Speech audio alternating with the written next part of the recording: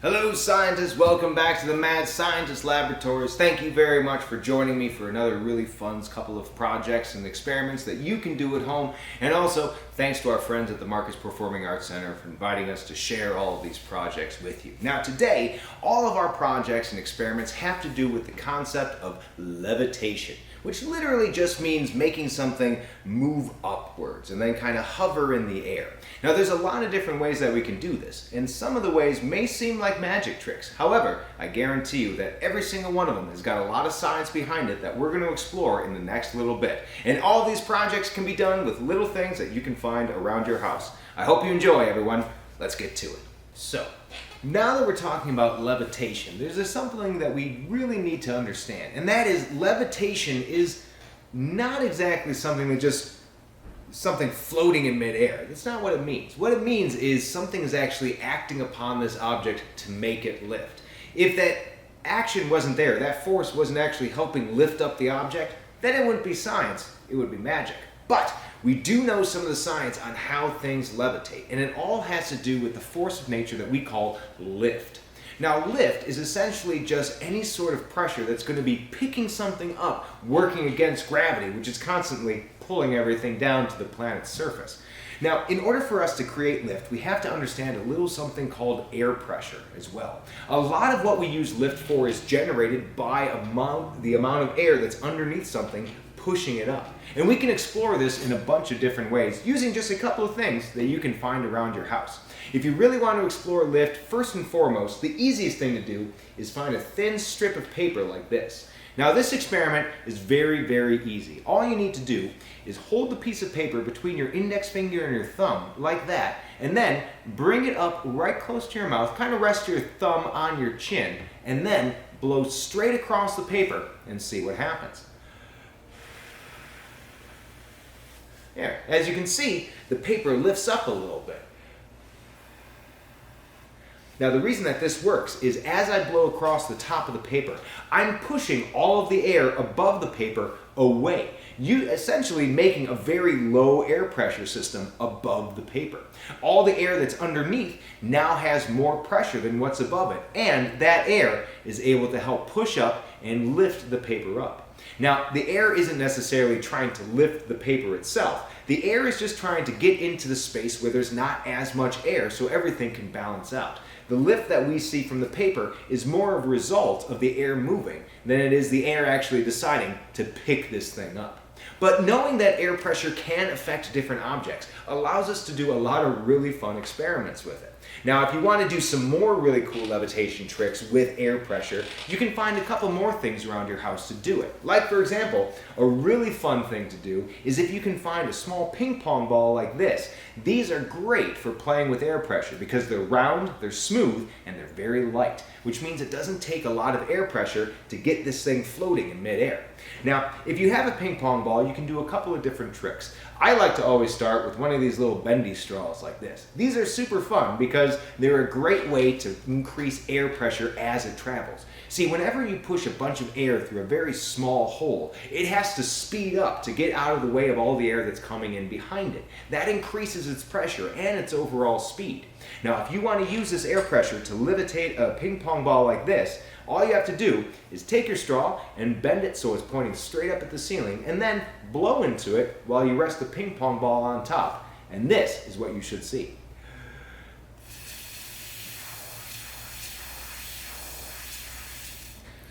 Now, as hard as you blow is going to depend on how high the ball is going to be able to move, because you're increasing the air pressure the harder that you move the air out of your lungs. Now, this is a fun way, but if you want to do it another step above, you can use a mechanical object to help move air for you. And that is where we need to find something else. Now, if you want to really do something cool and you have a mechanical air pressure mover, like for example, I have this hair dryer here, which essentially does the exact same thing as when I was blowing through this little bendy straw. This thing has a little fan inside of it that pushes a bunch of air through the vents in the back into a much smaller hole in the front. Again, speeding up the air and causing a very large pocket of high air pressure to come out of the front of this thing. Now, I can, we've played this game before. I'm sure everyone has seen this trick where you take the hair dryer, And then again, you can just levitate the ping pong ball right above like that. But what if we could actually force this ping pong ball to travel through something else? If you want to do that, you're going to have to find a paper towel, cardboard tube, or a piece of paper that you can roll up into about the size and shape of this. Now, the reason that I like cardboard paper tube, or paper towel cardboard tubes, I should say, is because the size of the tube is just a little bit larger than the ping pong ball itself, which means that once the ping pong ball is in here, it actually doesn't allow a lot of air to get around the sides of the ball and travel through the tube. And we're going to use that to pick up this ball. Now, once you have all your pieces, I also recommend finding a bowl or something that you can rest all of your ping pong balls in.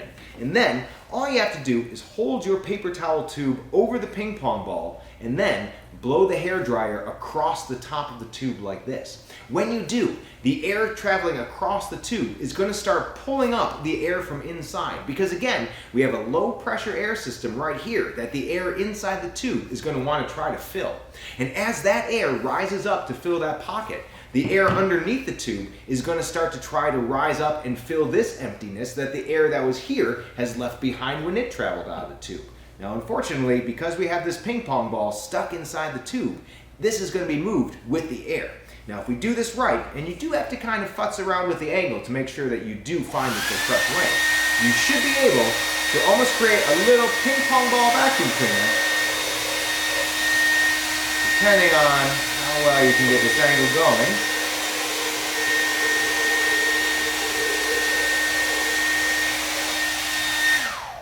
There. It's hard to see what's happening inside the tube. I got this really big long one here, and this is also a clear tube, so it might be a little bit easier to see. Here. As the air travels through the tube, it should also pick up the hairdryer as it goes. There we go.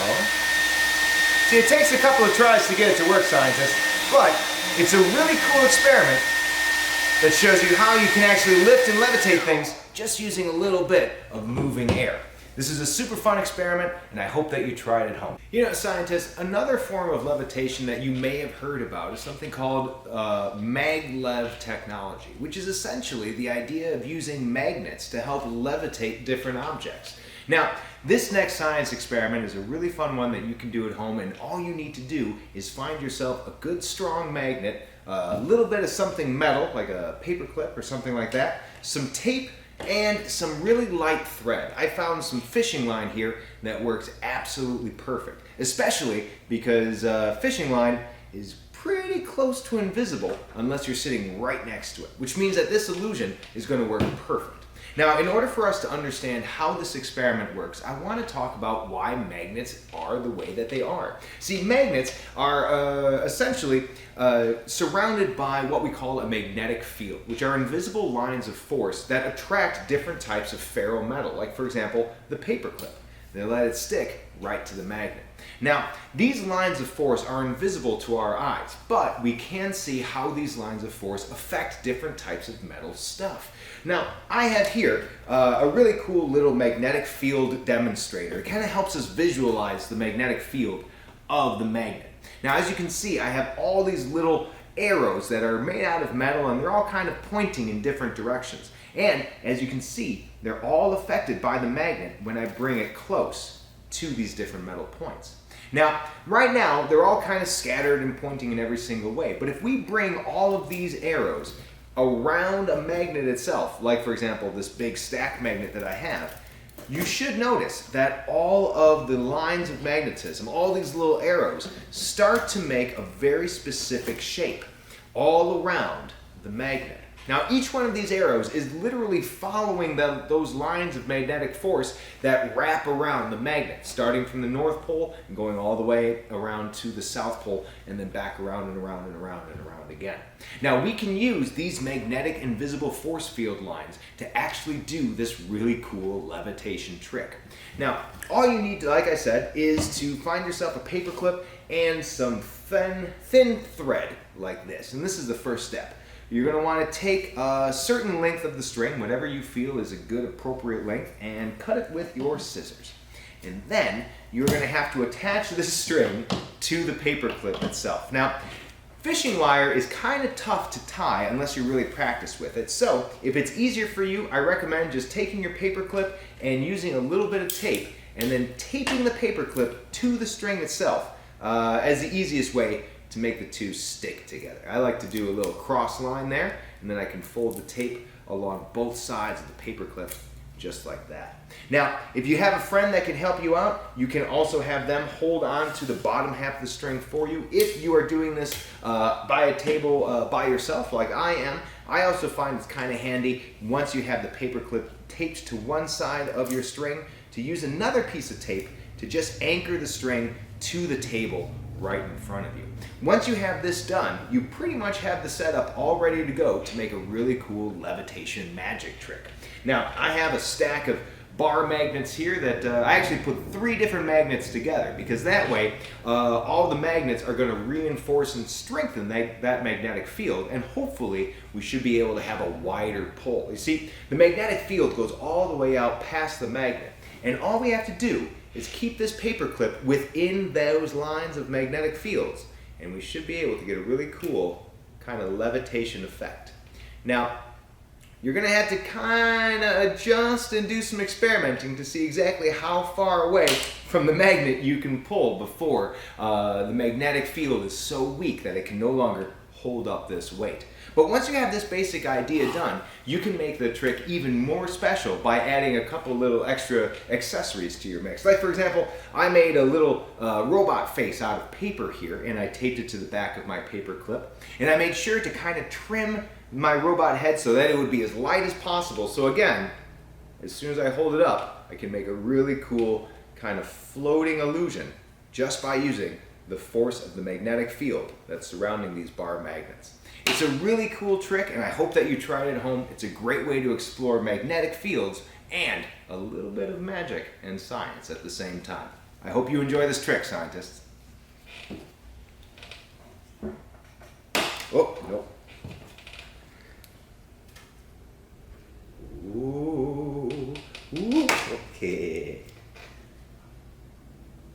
Yep.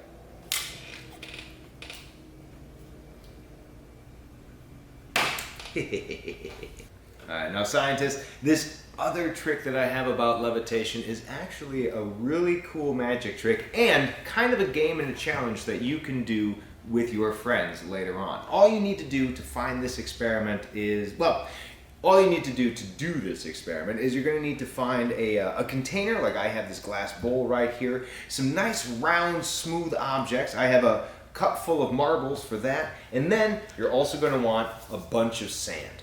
Now, the way that this game works is you're going to want to take all of the sand and pour it into the container that you have in front of you, and then you're going to challenge one of your friends to choose a marble from your cup. Now, I like this yellow one right here, and I'm also going to put some of these blue ones in just for fun.